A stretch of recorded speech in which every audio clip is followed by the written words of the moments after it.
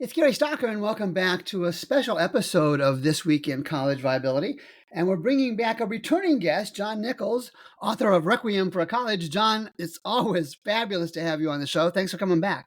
Thank you so very much for having me. So, Fontbonne University was the recent and what will, I think, continue to be a series of college closures. I think lots more in the coming months or so. What did you notice about Fontbonne that was different than what you went through at St. Joseph's in 2017?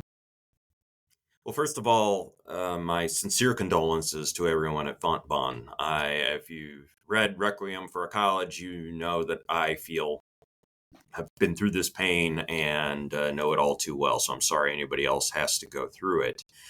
As far as differences that I see here, one is that the institution did attempt to try a merger. That's something that, to the best of my knowledge, St. Joe never had talked about doing, but never really pursued with any real vigor. Unfortunately for Fontbonne, that was tried a little late in the financial situation. They tried last December, I think it was. Other than that, really, Gary, all I see are similarities. We have a small Catholic college, which was in financial distress, and a few things I highlighted from the article that you sent me from the Post-Dispatch. At least 6 Fontbonne officials resigned prior to the closure announcement, including the heads of human resources, finance, marketing, and registration. That is a lot of upper administration suddenly exiting the pattern, to use an aviation term. That should be a signal to most folks. There was something somewhat similar at St. Joseph's. There were 3 major administrators that left about 3 years before the closure or suspension of operations announcement. So that is a sure sign. When a lot of people start leaving, then something is amiss. Something else I saw that was similar was that the president cited one of the reasons for their announcement to close is that HLC were asked for a plan for programs they expect to close in order to provide students with options for completing their studies. Sort of, I don't know if this was the intent, but citing HLC as a reason why the institution had to close. HLC answered back saying the institution determines what programs it is closing or discontinuing. HLC has no role in making that determination. With St. Joe, there was something very similar, only more overt. The chairman of the board of trustees claimed that HLC could revoke the college's accreditation in the middle of a term. And of course, HLC publicly pushed back on that, saying, no, we would never do that. So I think it's just a little few similarities. So are we kind of seeing a pattern, not just with these two, but other colleges, Jon, where the accrediting agency, in this case HLC, is kind of becoming the whipping boy excuse for some of these closures?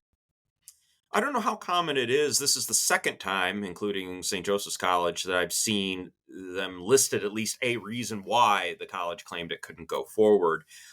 I don't know. I think that what we may be seeing is a term. We've spoken before about how there needs to be oversight of these institutions in order to protect students and employees. So there may be additional pressure from HLC in order to say, you need to show us a house that's in order, or there are going to be problems.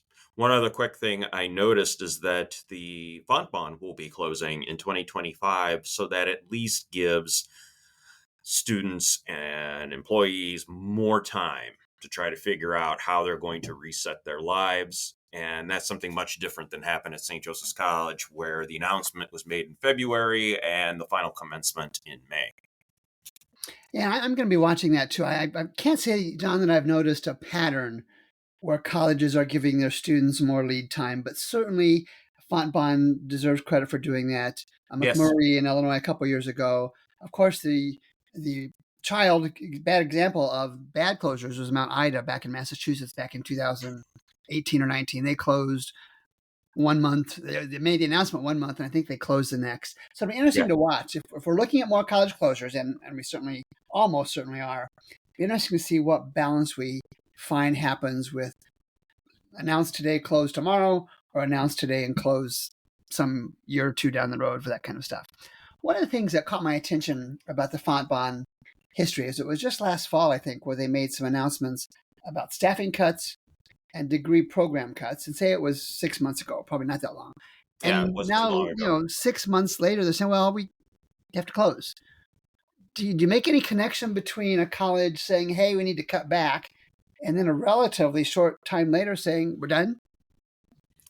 Well, obviously, I wasn't inside the room when all these decisions were made, but from an outsider in higher ed, sort of looking at their situation, this seems to just seem like a lot of frantic, desperate last minute acts to throw something at the wall, see what'll stick, and see if they can make it through.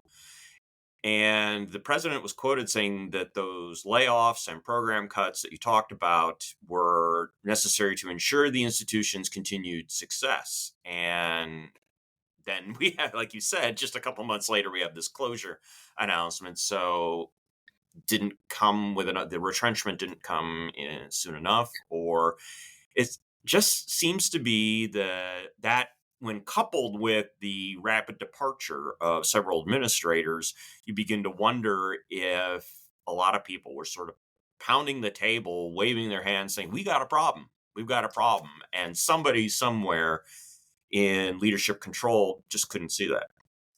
And I think one of the item in the Post-Dispatch story, and I think you might have referenced this, is the students weren't particularly surprised, and that's the Right. headline. But one of the nuances was they were talking about HVACs and elevators not working.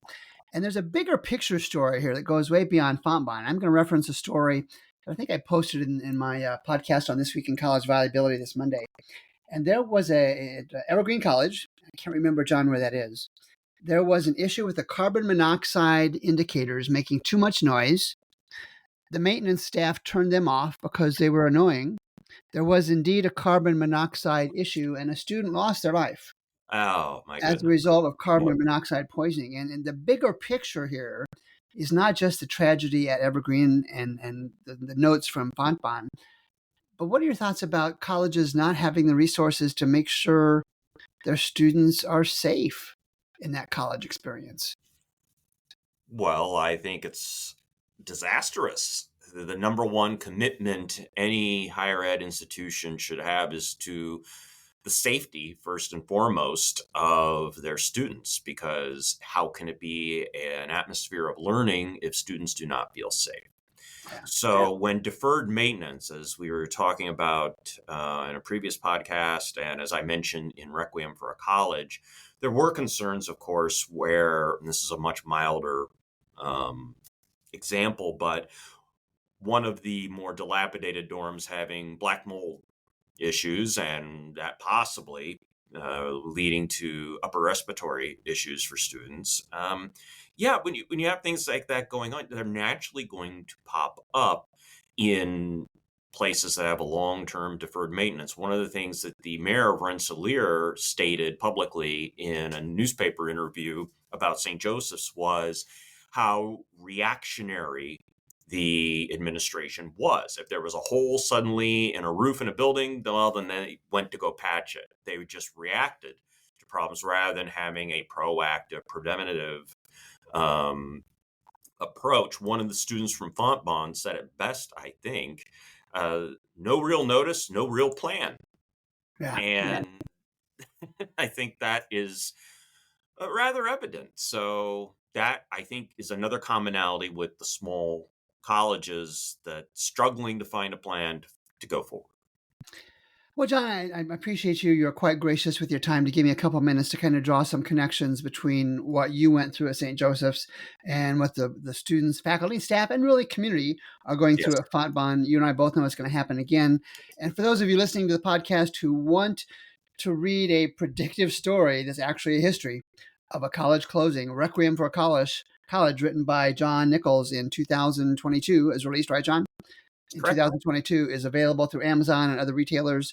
It is both an exemplary story of the pain and suffering associated with the closure, and Mr. Nichols did a phenomenal job of doing an after-the-fact research on what the leadership at that college did and did not do. So, John, again, my congratulations, sir.